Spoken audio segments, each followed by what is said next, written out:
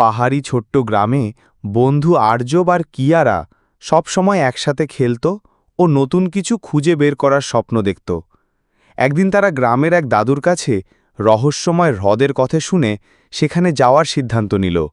ভোরবেলায় কাঁধে bag, torch আর দড়ি নিয়ে তারা ঘন জঙ্গলের পথে পা বাড়াল।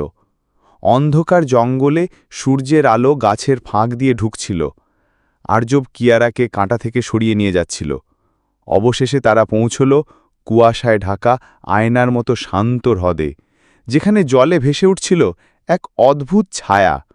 হ্রদের ধারে তারা পেল এক পুরনো পাথরে খোদাই লেখা, যা গোপন গুহার পথ দেখাল। গুহার ভেতরে ঝকঝকে ক্রিস্টাল, প্রাচীন মূর্তি আর সোনার মুদ্রা ছড়িয়েছিল, কিন্তু প্রাচীন মূর্তি আর সোনার মুদ্রা নকল ছিল। দেয়ালে আলো ঝলমল করে লেখা উঠল, সত্যিকারের বন্ধুত্বই আসল ধন।